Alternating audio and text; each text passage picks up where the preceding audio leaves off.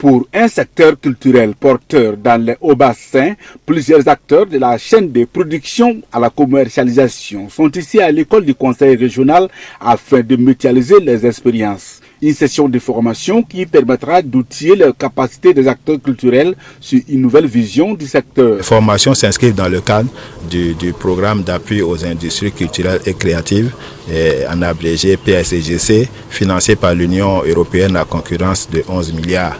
Cette formation vise non seulement à outiller les acteurs dans leur savoir-faire, mais aussi à les mettre en contact avec les différentes chaînes de valeur, de manière à ce que la formation et du moins l'activité soit plus productive et plus rentable. Cette formation permettra ainsi aux bénéficiaires de mieux profiter de ce programme qui dispose de 3 composantes. Il y a la composante du ministère en charge de la culture et du tourisme.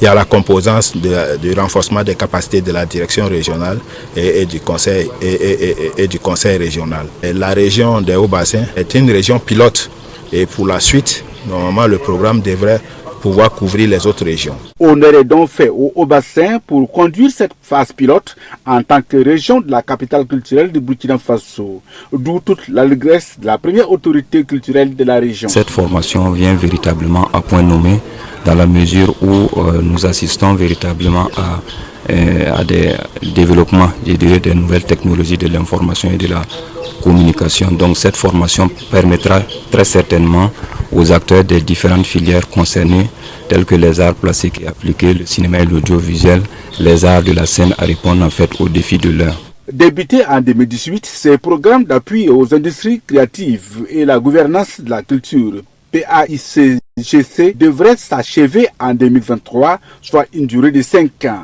Mais des négociations se poursuivent selon le conseil régional pour une éventuelle prolongation au regard des perturbations dues à la Covid-19 qui ont freiné son déroulement contextuel.